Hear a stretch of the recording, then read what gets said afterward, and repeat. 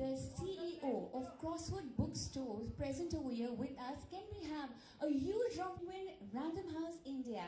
The House That Spoke, written by the hugely talented Zuni Chopra. Of Penguin Random House India to take the evening ahead. Can we please have you? There's huge differences in, both of those things.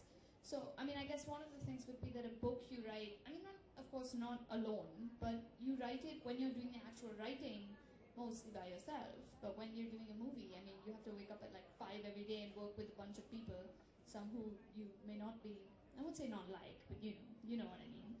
So, what are the challenges when you're making a movie? I certainly don't know about the challenges. I'm merely a debutante. I really don't know what the challenges were. I was just blindly following the instructions given by our directors. So yeah, it's up to you people, writers, of course, who write the script and who brilliantly shape the script, and they are the ones who decide what we are supposed to do, and they decide our work. So I feel that whatever we do, or half of the credit really goes to them. Even in Dangal, I feel if it would not have been a brilliant script, I don't think we would have been such good actors. So I think the credit goes to the writers. So it's amazing whatever you're doing. I'm so proud of you. Thank you. And because with me I can kind of decide my own schedule. So what was the schedule like for you? Like how did you manage just life? That escalated quickly. Now I have to talk about the drawbacks all of a sudden. Of course, you have to wake up early. You have to follow the instructions given by the producers and everyone else. So, but it's fun as you start developing this love for your work. It doesn't matter what time you have to wake up. You have to be brilliant in what you're doing, and for that you have to love your work. So I feel if you love your work, it doesn't matter. No matter what comes up, the difficulties, everything else, it's just, you have to do it. Not that I'm saying that I have to do it because it's there, it's an instruction, doesn't matter whether you like it or not, but you eventually you end up falling in love with your work. So just a question, because both of us are creative artists. What kind of environment do you prefer for writing? Because I know I prefer to wake up in the morning and not have to think about anything and kind of just be on my bed with the window open. So what kind of environment, if any, do you prefer? I really need my own space before I actually, if it's a difficult scene where, a lot of emotions are involved, I really need my own space at times.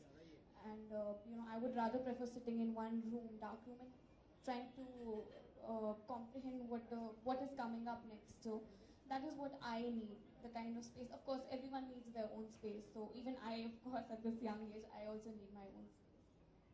True. So what kind of research did you do just to get into the role of any character? How do you... Nothing.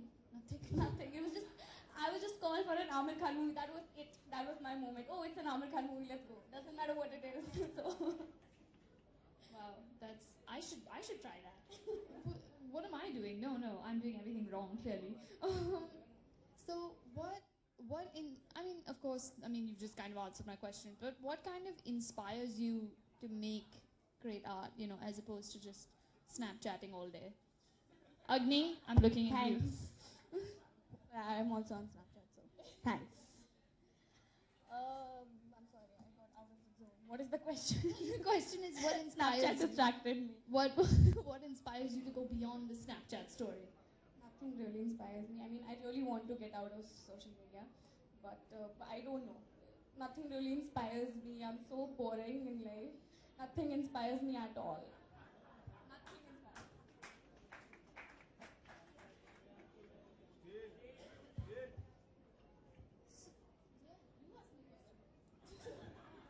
I suck at this.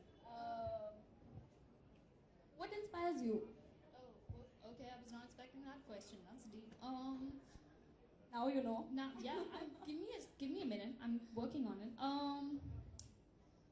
I guess just the fact that when you write a story worth telling, it becomes something that people can actually read and enjoy, and it could possibly become part of their lives in a way that you would never even have guessed.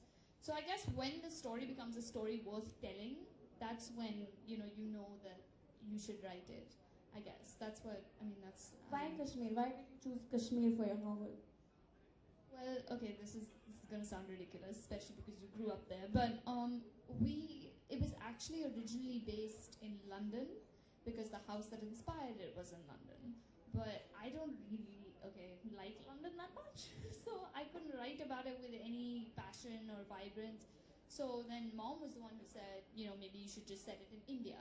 But I was like, okay, but I need snow to be around the house at least one season of the year because that's the kind of house that it is. And then she said, okay, set it in Kashmir. And I was like, that's not a bad idea.